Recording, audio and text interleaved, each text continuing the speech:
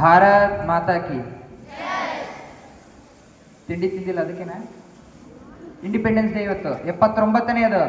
ಜೋರಾಗಿ ಭಾರತ್ ಮಾತಾ ಕಿ, ಭಾರತ್ ಮಾತಾ ಕಿ, ಭಾರತ್ ಮಾತಾ ಕಿ. ವೇದಿಕೆ ಮೇಲಿರುವ ಎಲ್ಲ ಗಣ್ಯರಿಗೆ, ಮುಖ್ಯ ಗುರುಗಳು, SDMC ಸದಸ್ಯರು, ಶಿಕ್ಷಕರು ಹಾಗೂ ನನ್ನ ಸಹೋದರ ಸಹೋದರಿಯರಿಗೆ ನನ್ನ ನಮನಗಳು ಹಾಗೂ 79ನೇ ಸ್ವಾತಂತ್ರ್ಯ ದಿನಾಚರಣೆಯ ಶುಭಾಶಯಗಳನ್ನು ತಿಳಿಸುತ್ತಾ, ಇಂದಿಗೆ ನಮ್ಮ ಭಾರತಕ್ಕೆ ಸ್ವಾತಂತ್ರ್ಯ ಸಿಕ್ಕು ಇವತ್ತು ನಾವು 79ನೇ ಸ್ವಾತಂತ್ರ್ಯ ದಿನಾಚರಣೆಯನ್ನು ಮಾಡ್ತಾ ಇದ್ದೀವಿ. ಸೊ ಇವತ್ತು ನಾವು ನಮ್ಮ ರಾಷ್ಟ್ರೀಯ ಧ್ವಜಕ್ಕೆ ನಮನವನ್ನು ಸಲ್ಲಿಸಿದ್ವಿ.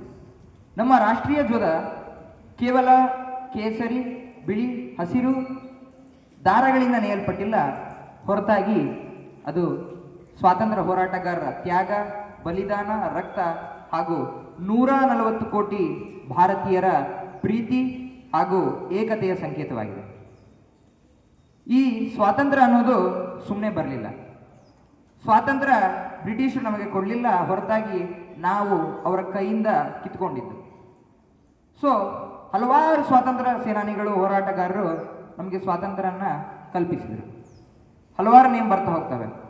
ಗಾಂಧೀಜಿ ಆಗಿರ್ಬೋದು, ಭಗತ್ ಸಿಂಗ್ ಆಗಿರ್ಬೋದು, ಖುದಿರಾಮ್ ಬೋಸ್ ಆಗಿರ್ಬೋದು, ಝಾನ್ಸಿ ಲಕ್ಷ್ಮೀಬಾಯಿ ಆಗಿರ್ಬೋದು, ಹಲವಾರು ಜನ ಬರ್ತಾ ಹೋಗ್ತಾರೆ. ಯಾವ ಭಗತ್ ಸಿಂಗ್ ದೇಶಕ್ಕೋಸ್ಕರ ತನ್ನ ಜೀವವನ್ನ ನಗುನಗುತ್ತಾ ಸಾಯ್ತಾನಲ್ಲ, ಅಂತ ಭಗತ್ ಸಿಂಗಿಂದ ಹಿಡಿದು ಝಾನ್ಸಿ ರಾಣಿ ಲಕ್ಷ್ಮೀಬಾಯಿ, ಝಾನ್ಸಿ ರಾಣಿ ಲಕ್ಷ್ಮೀಬಾಯಿ ತನ್ನ ಸಾವಿನ ಸಮಯದಲ್ಲೂ ಕೂಡ ತನ್ನ ಕೈಯಲ್ಲಿ ಖಡ್ಗವನ್ನು ಹಿಡಿದು ಬ್ರಿಟಿಷರ ವಿರುದ್ಧ ಹೋರಾಡ್ತಾಳೆ. ಹಾಗೂ ಸುಭಾಷ್ ಚಂದ್ರ ಬೋಸ್, ಮರೆಯೋಕ್ಕಾಗುತ್ತಾ? ಭಾರತದ ಅಪ್ರತಿಮ ಅಮರ ಪುತ್ರ ಅಂತ ಕರೀತಾರೆ. ಸುಭಾಷ್ ಚಂದ್ರ ಬೋಸ್ ಏನು ಹೇಳ್ತಾರೆ? ನೀವು ನನಗೆ ರಕ್ತ ಕೊಡಿ, ಸ್ವಾತಂತ್ರ್ಯ ಕೊಡ್ತೀನಿ ಅಂತ ಹೇಳ್ತಾರೆ. ಅಂತ ಸುಭಾಷ್ ಚಂದ್ರ ಬೋಸ್, ಇನ್ನೂ ಹಲವಾರು ಸ್ವಾತಂತ್ರ್ಯ ಸೇನಾನಿಗಳು ಬರ್ತಾ ಹೋಗ್ತಾರೆ. ಅಂಥವ್ರನ್ನ ನಾವು ಮರೆಯೋಕ್ಕಾಗಲ್ಲ. ಅಥವಾ ಟೆಕ್ಸ್ಟ್ ಬುಕ್ನಲ್ಲಿ ಹಾಗೂ ನಮ್ಮ ತಲೆಯಲ್ಲಿ ಇರಲಿದ್ರೂ ಕೂಡ ಈ ಭಾರತದ ಮಣ್ಣಿನಲ್ಲಿ ಎಂದಿಗೂ ಅಮರ. ಹಾಗೂ ಸುಮಾರು 78 ವರ್ಷಗಳಿಂದ ಹೋದರೆ ಅಂದಿನ ಭಾರತಕ್ಕೂ ಇಂದಿನ ಭಾರತಕ್ಕೂ ಹಲವಾರು ವ್ಯತ್ಯಾಸಗಳಿದ್ದವು. ಅಂದಿನ ಭಾರತದ ಒಂಥರ ಕ್ಯಾರೆಕ್ಟರಿಸ್ಟಿಕ್ಸ್ ಬೇರೆ, ಇವತ್ತಿನ ಭಾರತದ ಒಂದು ಗರ್ವವೇ ಬೇರೆ. ಅಂದಿನ ಭಾರತ 1947ರಲ್ಲಿ ಹೆಂಗಿತ್ತಪ್ಪ ಅಂದರೆ, ಲಿಟ್ರೇಸಿ ರೇಟ್ ಅಂದರೆ ಅವಾಗ ತಾನೇ ಬ್ರಿಟಿಷರು ನಮ್ಮನ್ನು ದೋಚಿ ಅತಿ ಹೀನಾಯ ಸ್ಥಿತಿಯಲ್ಲಿ ಬಿಟ್ಟು ಹೋಗಿದ್ದರು. ಅಂದಿನ ಭಾರತದಲ್ಲಿ ಭಾರತದ ಸಾಕ್ಷರತಾ ಪ್ರಮಾಣ, ಸಾಕ್ಷರತೆಯ ಸಂಖ್ಯೆ, ಲಿಟ್ರಸಿ ರೇಟ್ 12% ಇತ್ತು. ಹಾಗೂ ಇಡೀ ಭಾರತದಲ್ಲಿ 75% ಪಾವರ್ಟಿ ರೇಟ್ ಇತ್ತು, ಅಂದರೆ ಬಡತನ ತಾಂಡವವಾಡ್ತಿತ್ತು. ಹಾಗೂ ಲಿಟ್ರಸಿನೇ ಇಲ್ಲದ ಕಾರಣ ಇನ್ನು ಆರ್ಥಿಕತೆ ಎಲ್ಲಿ ಬಂತು? ಇಡೀ ಆರ್ಥಿಕತೆ ಒಂದ್ರ ಮೇಲೆ ಡಿಪೆಂಡ್ ಆಗಿತ್ತು, ಅದು ಅಗ್ರಿಕಲ್ಚರ್. ಇಡೀ ಆರ್ಥಿಕತೆ ಒಂದೇ ಸೆಕ್ಟಾರ್ ಮೇಲೆ ಡಿಪೆಂಡ್ ಆದ ಕಾರಣ ಭಾರತ ತನ್ನನ್ನು ತಾನು ಸಮರ್ಥವಾಗಿ ನಿಲ್ಲಲು ಆಗ್ತಾ ಇರಲಿಲ್ಲ. ಹಾಗೂ ಲಿಟ್ರಸಿ ರೇಟ್ ಇಲ್ಲದೆ ಕಾರಣ ಸೈನ್ಸ್ ಆ್ಯಂಡ್ ಟೆಕ್ನಾಲಜಿ ಪ್ರಶ್ನೆಯೇ ಬರ್ತಿರಲಿಲ್ಲ. ಮಿಲಿಟ್ರಿ ಅಂತೂ ಇವತ್ತೆಂಗಿದೆಯೋ ಆ ಒಂದು 1947ರಲ್ಲಿ ಆ ಸ್ಥಿತಿಯಲ್ಲಿರಲಿಲ್ಲ. ಆದರೆ ಸುಮಾರು 78 ವರ್ಷಗಳ ನಂತರ ಇವತ್ತು ಭಾರತದ ಸ್ಥಿತಿ ಚೆನ್ನಾಗಿದೆ ಅಂತ ಹೇಳ್ಬೋದು. ಅವತ್ತು ಲಿಟ್ರಸಿ ರೇಟ್ 12% ಇತ್ತು, ಇವತ್ತು ಭಾರತದ ಲಿಟ್ರಸಿ ರೇಟ್ 77 ಇದೆ, ಇನ್ನೂ ಇಂಪ್ರೂವ್ ಆಗ್ತಾ ಇದೆ. ಅಕಾರ್ಡಿಂಗ್ ಟು 2011 ಸೆನ್ಸಸ್ ಭಾರತದ ಲಿಟ್ರಸಿ ರೇಟ್ 77 ಇದೆ.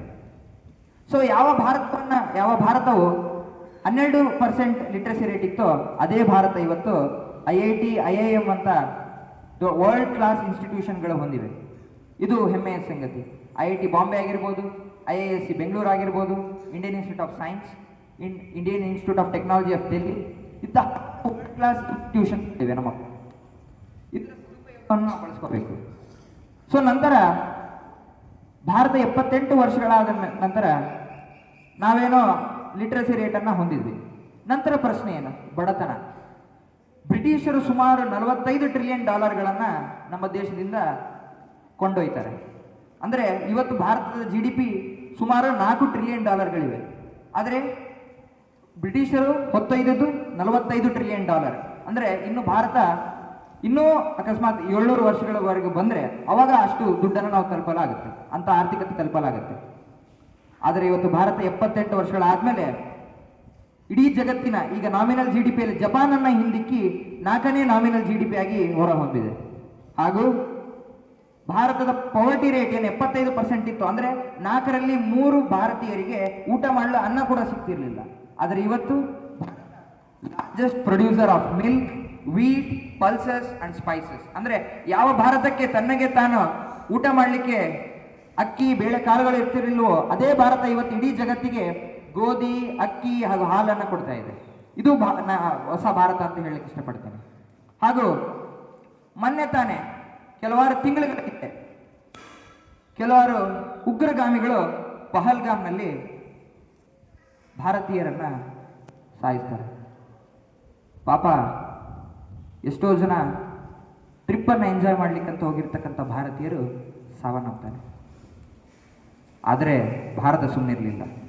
ಯಾವ ಯಾವ ಟೆರರಿಸ್ಟ್ಗಳು, ಯಾವ ಯಾವ ಉಗ್ರಗಾಮಿಗಳು ಕೆಟ್ಟ ಯೋಚನೆಯಿಂದ ಭಾರತೀಯರನ್ನು ಇದ್ರು, ಅದೇ ಉಗ್ರಗಾಮಿಗಳ ಮನೆಗೆ ನುಗ್ಗಿ ಬ್ರಹ್ಮೋಸ್ ಮಿಸೈಲ್ ಇಂದ ಹಿಡಿದು ಅಗ್ನಿ ಮಿಸೈಲ್ ವರೆಗೆ ಹಿಡಿದು 100 ಜನ ಟೆರರಿಸ್ಟ್ಗಳನ್ನ ಹೇಗೆ ಧ್ವಂಸ ಮಾಡ್ತಾರಂದ್ರೆ ಇದು ಇಡೀ ಹಿಸ್ಟಾರಿಕ್ ಪೇಜಸ್ ನಲ್ಲಿ ಒಂದು ಹಿಸ್ಟ್ರಿ ಆಗಿ ಉಳಿತು. ಇದು ಭಾರತದ ಧೈರ್ಯ ಮಾತ್ರ ಅಲ್ಲ, ಭಾರತದ ಸಂಕಲ್ಪ, ದೃಢ ಸಂಕಲ್ಪವನ್ನು ತೋರಿಸುತ್ತೆ. ಅದನ್ನ ನಾವು ಇವತ್ತು ನೆನೆಸ್ಕೋಬೇಕಾಗುತ್ತೆ. ಬರೇ ಒಂದು ದೇಶ ಅಂದ್ರೆ G D P, science and tech ಅಲ್ಲ, ಹೊರತಾಗಿ ಸಾಮಾಜಿಕ ಬಾಂಧವ್ಯ ಇರಬೇಕಾಗುತ್ತೆ. ದೇಶದ ಜನತೆಯಲ್ಲಿ ಸಾಮಾಜಿಕ ಬಾಂಧವ್ಯ ಹಾಗೂ ಪ್ರೀತಿ ಇರುತ್ತೋ, ಏಕತೆ ಇರುತ್ತೋ, ಅಷ್ಟು ಚೆನ್ನಾಗಿ ಆ ದೇಶ ಮುಂದೆ ಹೊರುತ್ತೆ. ಅದೇ ರೀತಿಯಲ್ಲಿ 2 ತಿಂಗಳ ಹಿಂದೆ ನಡೆದ ಅಹಮದಾಬಾದ್ ಕ್ರಾಶ್ನಲ್ಲಿ ದುರಂತದಲ್ಲಿ ಸುಮಾರು 200 ಜನ ತೀರಿ ಹೋಗ್ತಾರೆ. ಅವಾಗ ಭಾರತ ಕಣ್ಣೀರಿರಲಿಲ್ಲ, ದುಃಖ ಪಡಲಿಲ್ಲ. ಆ 200ಕ್ಕೂ ಹೆಚ್ಚು ಕುಟುಂಬಗಳಿಗೋಸ್ಕರ ಎದ್ದು ನಿಲ್ತು, ಒಟ್ಟತೆಯ ಧ್ವನಿಯಲ್ಲಿ ಅವರಿಗೆ ಪ್ರಾರ್ಥನೆ ಮಾಡ್ತು, ಸಮಾಧಾನ ಹೇಳ್ತು. ಅದು ಹೊಸ ಭಾರತ. ಇವತ್ತಿನ ಥೀಮ್ ಏನಪ್ಪಾ ಅಂದ್ರೆ ಹೊಸ ಭಾರತ. ಸ್ವಾತಂತ್ರ್ಯವನ್ನ ಗೌರವಿಸಬೇಕು, ಬರೀ ಸ್ವಾತಂತ್ರ್ಯದ ಮೇಲೆ ನಾವು ಡಿಪೆಂಡ್ ಆಗಬಾರ್ದು. ಹಾಗೂ ಹೊಸ ಭಾರತವನ್ನ ಕಟ್ಟಲು ಈ ನಮ್ಮ ಜನರೇಷನ್ ಏನಿದೆಯಲ್ಲ ಅದು ಇನ್ಸ್ಪೈರ್ ಮಾಡಬೇಕು ಮುಂದಿನ ಭವಿಷ್ಯಕ್ಕೆ ಅಂತ. ಈಗ ಮೊನ್ನೆ ತಾನೇ ಒಂದು ಖುಷಿ ವಿಚಾರ ಏನಪ್ಪಾ ಅಂದ್ರೆ ನಮ್ಮ ಕರ್ನಾಟಕದ ರಾಜಧಾನಿಯಾಗಿರ್ತಕ್ಕಂಥ ಬೆಂಗಳೂರಿನಲ್ಲಿ ಕ್ವಾಂಟಮ್ ಸಮಿಟ್ ಇಂಡಿಯಾ ಅಂತ ನಡೀತು.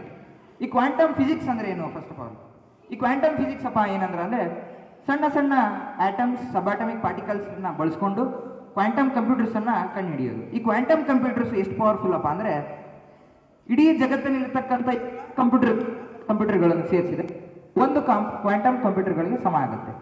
ಅಂತ ಕ್ವಾಂಟಮ್ ಕಂಪ್ಯೂಟರ್ಗೆ ಇವತ್ತು ಬೆಂಗಳೂರು ಮನೆಯಾಗಿದೆ. ಅದು ಒಂದು ಹೆಮ್ಮೆಯ ವಿಚಾರ. ಇನ್ನು 10 ವರ್ಷಗಳಲ್ಲಿ ನಮ್ಮ ಇಂಡಿಯಾದ ಸಿಲಿಕಾನ್ ವ್ಯಾಲಿ ಇಡೀ ಏಷ್ಯಾದ ಕ್ವಾಂಟಮ್ ಹಬ್ ಆಗುತ್ತೆ. ಇದು ಒಂದು ಹೆಮ್ಮೆಯ ಸಂಗತಿ. ಸೊ ಯಾವ ಭಾರತವನ್ನ ಇಡೀ ಜಗತ್ತು ಹೀನಾಯವಾಗಿ ನೋಡಿತ್ತು 1947ರಲ್ಲಿ, ಅದೇ ಭಾರತ ಇವತ್ತು ಜೀವಂತವಾಗಿ ಸ್ವಾತಂತ್ರ್ಯದಿಂದ ಗರ್ವದಿಂದ ಎದೆಯುಬ್ಬಿಸಿ ಜಗತ್ತಿನ ಮುಂದೆ ನಿಂತಿದೆ. ಇದಕ್ಕೆಲ್ಲ ಕಾರಣ ಯಾರಪ್ಪ ಅಂದ್ರೆ ಕನಸನ್ನ ಕಂಡ್ರು. ಎಂತ ಕನಸನ್ನ ಕಂಡ್ರಪ್ಪ ಅಂದ್ರೆ ಇಡೀ ಜಗತ್ತಿನ ಮುಂದೆ ಭಾರತವನ್ನ ವಿಶ್ವಗುರುವಾಗಿ ನಿಲ್ಲಿಸಬೇಕೆಂಬ ಕನಸು. ಸೊ ನಾವು ಕನಸನ್ನ ಕಾಣಬೇಕಾಗುತ್ತೆ. ಎಂತ ಕನಸಪ್ಪ ಅಂದ್ರೆ ಇನ್ನು 22 ವರ್ಷಗಳಲ್ಲಿ ವಿಕಸಿತ ಭಾರತ ನಾವು ನಿರ್ಮಾಣ ಮಾಡಬೇಕಾಗುತ್ತೆ. 2047ಕ್ಕೆ ಭಾರತಕ್ಕೆ ಸ್ವಾತಂತ್ರ್ಯ ಸಿಕ್ಕು 100 ವರ್ಷ ಆಗುತ್ತೆ. ಇನ್ನು 22 ವರ್ಷಗಳು ಮಾತ್ರ ಉಳಿದಿವೆ ನಮ್ಮಲ್ಲಿ. ಸೊ ನಮ್ಮ ಜನರೇಷನ್ ವರ್ಕ್ ಮಾಡೋಣ, ಭಾರತವನ್ನ ವಿಕಸಿತ ಭಾರತ, ಸಮೃದ್ಧ ಭಾರತ, ದೃಢ ಸಂಕಲ್ಪವುಳ್ಳ ಭಾರತವನ್ನಾಗಿ ಮಾಡಲು ನಾವು ಕನಸು ಕಾಣಬೇಕಾಗುತ್ತೆ. ಅದಕ್ಕೆ ಅಬ್ದುಲ್ ಕಲಾಂ ಹೇಳ್ತಾರೆ, ಕನಸು ಕಾಣಿರಿ, ಕನಸು ಕಾಣಿರಿ, ಕನಸು ಕಾಣಿರಿ. ಕನಸುಗಳು ಯೋಚನೆಯ ರೂಪ ತಳೆಯುತ್ತವೆ, ಯೋಚನೆಗಳು ಕಾರ್ಯರೂಪಕ್ಕೆ ಇಳಿಯುತ್ತವೆ. ಅದೇ ರೀತಿ ನಾವು ಒಂದು ಸಮೃದ್ಧವಾದ ಕನಸನ್ನ, ದೃಢ ಸಂಕಲ್ಪವನ್ನ ಮಾಡಿ ಇನ್ನು 22 ವರ್ಷಗಳ ಒಳಗೆ ಭಾರತವನ್ನ, ಇಡೀ ಜಗತ್ತು ಭಾರತವನ್ನ ಹೆಮ್ಮೆಯಿಂದ ನೋಡಬೇಕು, ವಿಶ್ವಗುರುವಂತೆ ನೋಡ್ಬೇಕಂತ ಹೇಳ್ತಾ ಎಲ್ಲರೂ ಒಮ್ಮೆ ಡೀಪ್ ಬ್ರೆತ್ ಅಂದ್ರೆ ಒಮ್ಮೆ ಒಳಗೆ ದೀರ್ಘವಾದ ಉಸಿರನ್ನು ತಗೊಂಡು ಒಂದೇ ಮಾತರನ್ನು ಹೇಳ್ಬಿಡಿ. ಒಳಗೆ ಉಸಿರು ತಗೊಳ್ಳಿ. ಒಂದೇ ಒಂದೇ ಒಂದೇ. ಏನೇ ಬರಲಿ ಏನೇ ಬರಲಿ, ಬೋಲೋ ಭಾರತ್ ಮಾತಾ ಕಿ. ಧನ್ಯವಾದ.